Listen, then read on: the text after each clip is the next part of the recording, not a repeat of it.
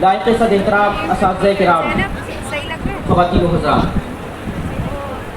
بانی درسگاہ سر سید علیہ الرحمہ کے 208ویں یوم ولادت کے موقع پر میں تمام برادران علی کو دل کی گہرائیوں سے سلام پیش کرتا ہوں۔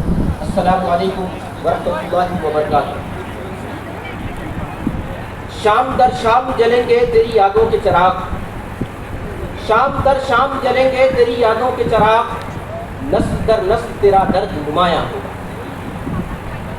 ذرا یاد کیجیے 18ویں صدی کا وہ وقت کہ جب مسلمانان ہند کا آفتاب اقبال غروب کی سمت بڑھ رہا تھا، اور 19ویں صدی کے نصف تک پہنچتے پہنچتے وہ بیشتر شمعیں بھی گل ہو گئیں جو اس غروب عظیم کے بعد سرزمین ہند میں روشن ہوئی۔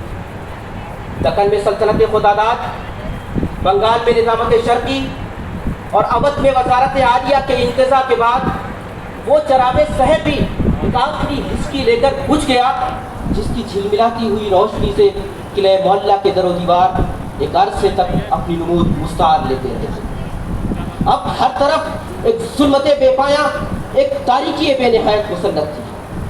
پھر تاریخ کے مسافر نے دیکھا کہ افق ہند پر سر سید علیہ الرحمہ کا ظہور ہوا، اور دیکھتے ہی دیکھتے یاسو ناامیدی کے بادل چھٹنے لگے، ظلمتوں کو کوچ کا حکم ملا، روشنی کی آمد ہوئی، قوم کی ڈوبتی کھچکولے کھاتی ہوئی کشتی کو سہارا۔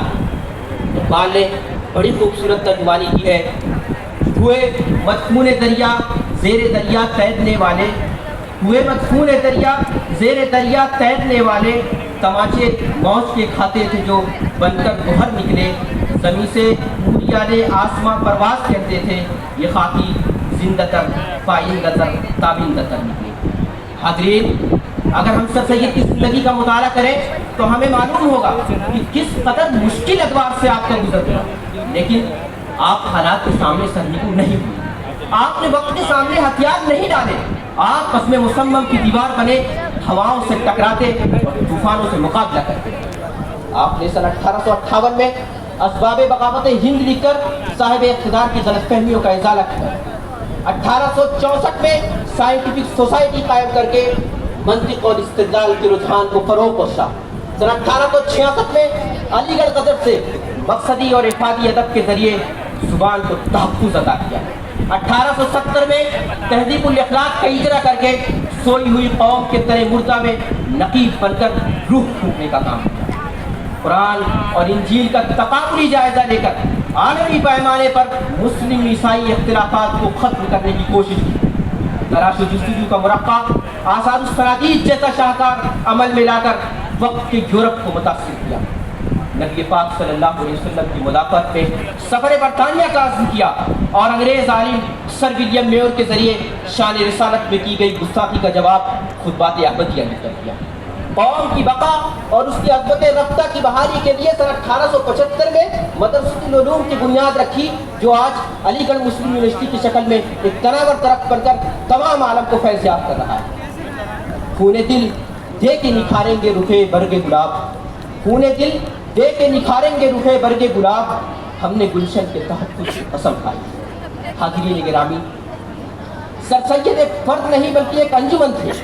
پروفیسر آرنلڈ نے لاہور کے ایک جلسے میں خطاب کرتے ہوئے ان الفاظ میں سر سید کو خراج تحسین پیش کیا کہ تاریخ سے معلوم ہوگا کہ دنیا میں بڑے آدمی اکثر گزرے ہیں، لیکن ان میں بہت کم ایسے نکلیں گے جن میں اتنی حیرت انگیز لیاقتیں موجود ہیں۔ وہ ایک ہی وقت میں اسلام کا محقق، علم کا حامی، قوم کا سوشل ریفارمر، سیاستدان، مصنف اور مضمون نگار۔